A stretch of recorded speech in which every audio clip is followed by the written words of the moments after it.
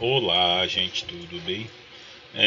Pessoal, dentro do direcionamento que a gente estava falando dos medicamentos, tratamentos, produção de vacinas, então entra com isso também as substâncias que a gente chama de substâncias que são utilizadas de uma forma lícita, né, ou substâncias psicoativas que causam alterações no nosso organismo nos mais diferentes escalas. Então, com isso daí, esse problema desse abuso, tanto de substâncias de drogas lícitas, né, que são de acesso fácil e permitido, entre elas você tem os medicamentos, álcool, tabaco e remédios controlados. E as substâncias ilícitas, né, que são essas substâncias que não são liberadas para, digamos, o comércio público, a maconha, a cocaína, o êxtase, o LSD, ácido, a crocodile e assim por diante. Isso acabou se tornando um problema de saúde no mundo inteiro, tá? E engloba um ponto setorial, porque isso é interdisciplinar, né? Essas situações são interdisciplinares, então ela envolve a área da educação, a área da segurança, a justiça, a cidadania, assistente social, a saúde. Então são áreas muito abrangentes de ação que precisam ser organizadas dessa forma para conseguir ter algum tratamento e algum impacto efetivo. Então todos têm que trabalhar juntos nessa direção. Tá? Complicações clínicas e sociais são muito inerentes na utilização tanto de drogas lícitas como drogas ilícitas, né? Eu acho que todo mundo entende a grande problemática do álcool, né? O alcoolismo. E outras drogas, né, são cada vez mais abordadas dentro dos problemas de saúde pública. Então acabam sendo abordadas também na medicina legal e na psiquiatria forense, tentando procurar uma explicação para isso. Tentando correlacionar o porquê que ocorre essa alteração desse indivíduo, ocorre essa modificação e, consequentemente, essa procura por, digamos assim, uma saída mais fácil, uma fuga da realidade de uma maneira mais fácil. Tá? No Brasil, atualmente, você tem mais de 19 mil adolescentes e cerca de 1 milhão de adultos que pelo menos experimentaram a cocaína, né, o crack e outras drogas psicoativas. Tá? No mesmo ano, no mesmo período, mais ou menos 2 milhões e meio de pessoas experimentaram a cocaína em pó aspirada, né? O uso regular do álcool é uma grande problemática, pelo menos uma vez por semana. Você tem uma taxa alarmante disso, cerca de 63% dos homens e em 53% das mulheres. O que leva a essa preocupação com o etilismo, né, com o alcoolismo. Os tabagistas, 21% da população, 12% das mulheres. Então, mesmo com essa realidade, a utilização nociva e a dependência de substâncias psicoativas, são pouco compreendidas ainda. Boa parte desses dependentes químicos entra em contato com os sistemas de saúde por complicações decorrentes do seu uso, tá? Sem pensar em parar o consumo da substância. Então eles entram porque ocorreu algum problema, ocorreu alguma coisa que levou a eles procurarem a rede de saúde, mas não visando parar de utilizar aquela substância.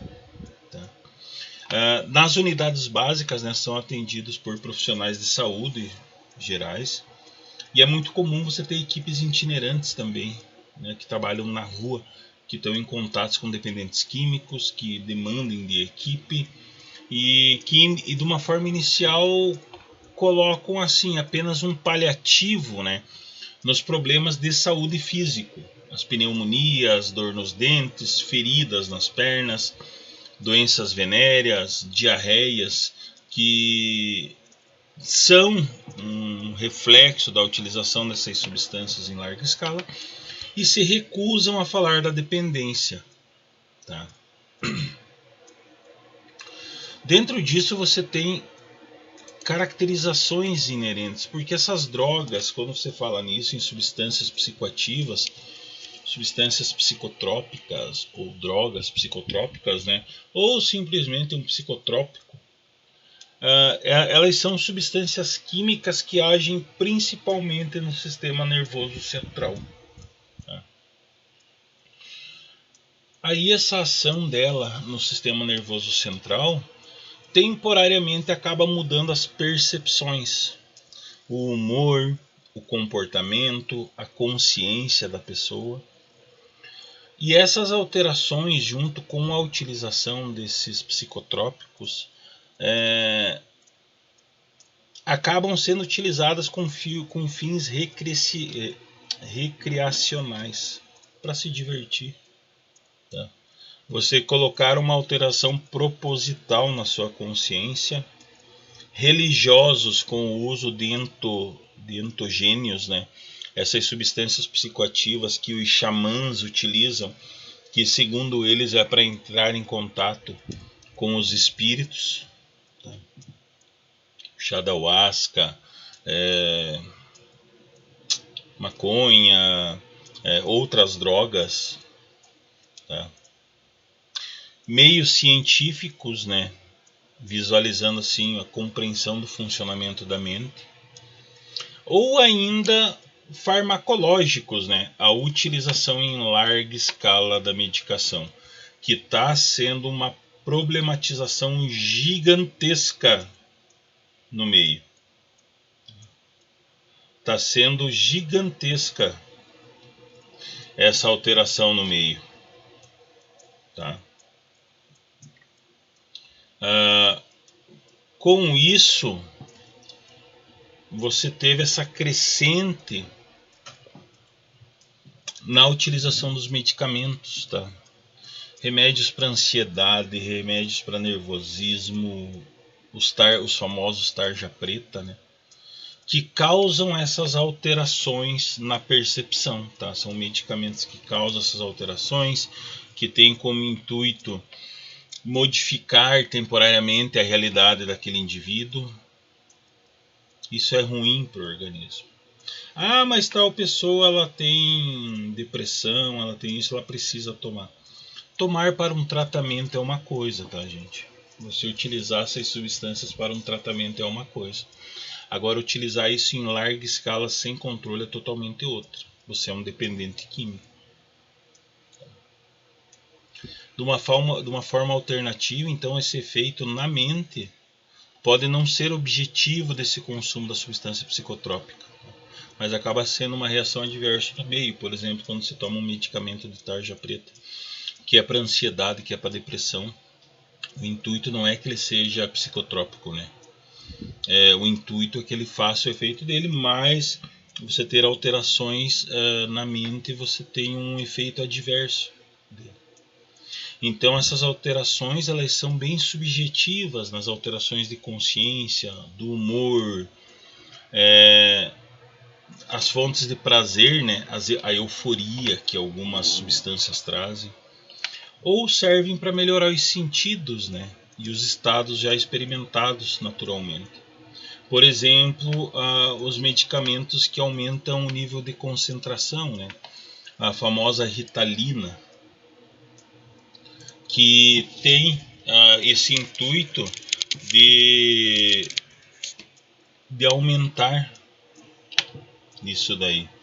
Então ela é Ela é indicada no uso das TDAHs, né, dos transtornos de déficit de atenção, mas ela é um medicamento da família das anfetaminas, tá? E ela acaba sendo prescrita para crianças, adolescentes, adultos que são portadores de TDAH, que é um distúrbio neurobiológico causado por mau funcionamento das estruturas neurais. E isso provoca impulsividade, inquietação, desatenção, muitas vezes confundido com outras situações, tá? Acontece que o consumo indevido e abusivo dessa droga pode causar dependência ritalina, tá? Ela é classificada pela DEA, a gente tinha comentado a DEA, né, as Drug Enforcement Administration, a narcótico dos Estados Unidos, né, e ela tem o mesmo mecanismo de ação da cocaína, por exemplo. Tá? Por isso que esses efeitos acabam ocorrendo dessa forma. Tá? Ele é o estimulante mais consumido do mundo. Tá? Mais consumido do mundo. E ele tem... como ele é indicado para TDAH, ele é utilizado ainda em caso de narcolepsias e obesidade, com algumas restrições. Tá? A Ritalina ela vem sendo utilizada como a primeira opção no tratamento da TDAH por muitos anos. Então, crianças e adolescentes, né, que são os principais consumidores, e essa recente ampliação dos critérios de diagnóstico, né, acabaram incluindo adultos também. Tá? E de certa forma isso contribuiu para essa expansão na utilização desse medicamento. Tá? O último dado brasileiro de utilização desse medicamento colocou o Brasil como o segundo maior consumidor de Ritalina do mundo, ficando atrás apenas dos Estados Unidos. Tá? Então ela foi muito correlacionada assim com a droga da inteligência. Tá? E se tornou alguns anos atrás aí uma mania, uma modinha entre o pessoal que estudava para vestibular, universitários e afins. Tá? Acabou se tornando tudo, tá?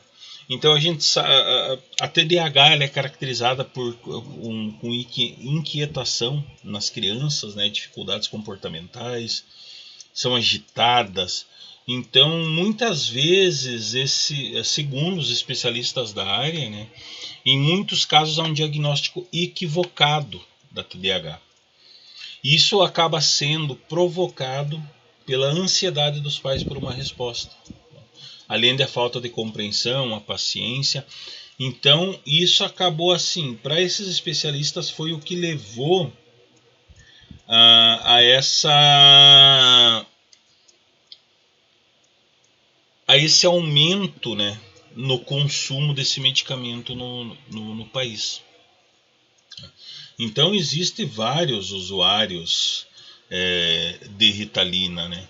Você tem dois tipos que são catalogados, então os médicos colocam assim que tem aqueles lá que fazem a utilização crônica, né? Ou seja, por algum problema de saúde mesmo, tá?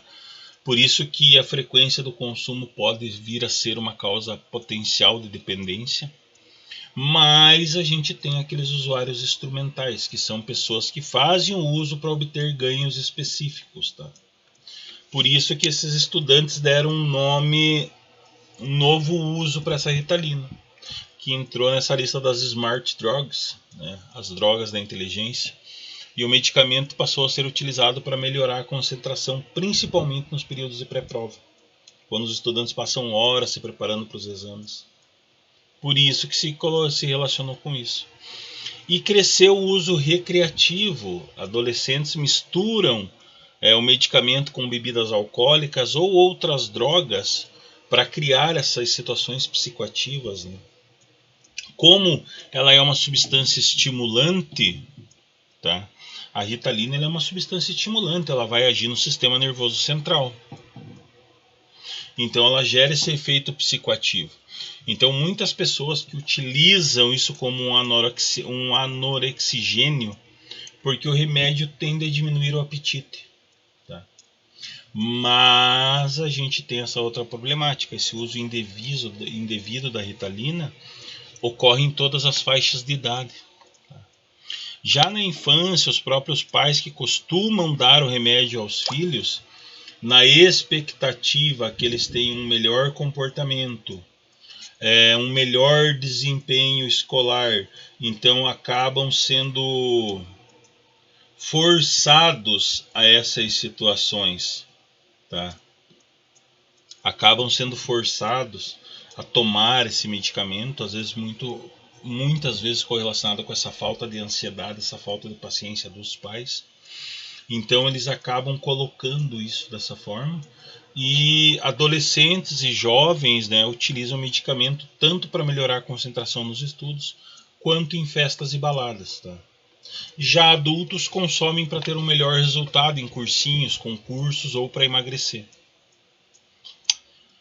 De acordo com os especialistas, estudos mostram que o medicamento não possui uma eficiência comprovada, se realmente melhora o desempenho dos indivíduos, tá? Sem as doenças para a qual a Ritalina é indicada, como o caso do TDAH. Então não tem nenhum estudo direcionado que fala que uma pessoa que não possui TDAH tem um aumento no seu rendimento tomando a Ritalina. Então até mesmo pessoas que têm TDAH podem sofrer alguns efeitos colaterais. Insônia, falta de apetite, irritabilidade, né, a perda de peso.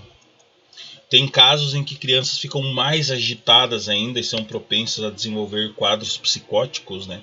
Lembrem sempre que ela atua no sistema nervoso central, então é o que comanda todo o nosso corpo.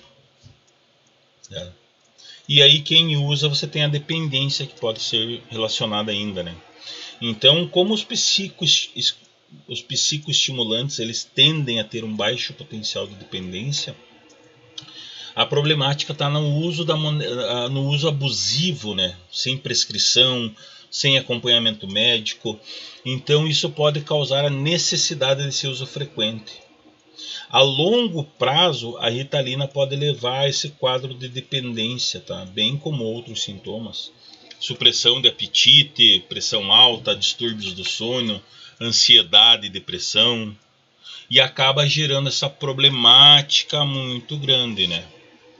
Porque assim, não é apenas esse uso sem prescrição que pode causar a dependência, né? Mesmo pessoas que recebem orientações, que recebem direcionamento profissional, podem desenvolver uma compulsão pelo medicamento se utilizar ele de uma maneira abusiva. Tá? Também é importante entender que existem dois tipos básicos de formulação da Ritalina. Um tem uma liberação imediata no organismo e outra mais prolongada. Essa deliberação rápida ela é utilizada de uma forma mais comum como uma droga recreativa, né? A segunda já é mais prolongada, então acaba assim tendo um pouco dessa diminuição do consumo indevido. Esse tratamento para essa dependência de Ritalina é igual ao utilizado para tratar outras dependências, tá? O paciente precisa passar por desintoxicação, acompanhamento psicológico, precisa ter acompanhamento médico. Então tudo isso acaba direcionando esse meio. Então esse acompanhamento também é necessário para que a pessoa consiga ficar limpa, né, da medicação e ficar limpa de uma forma saudável e duradoura. Então é muito comum às vezes pessoas com esse transtorno serem internadas para esse tratamento. Tá? A gente vai vendo ainda, pessoal, mais algumas drogas, mais algumas interações. Eu achei importante isso para vocês, tá? Principalmente se tratando da Ritalina, que tá sendo muito comum a utilização dela. E acaba sendo importante tratar sobre esse assunto, então. Tá? Qualquer dúvida, vocês sabem, anote. A gente esclarece na aula ao vivo, certo? Tranquilo. Fiquem bem, grande beijo e até a próxima aula.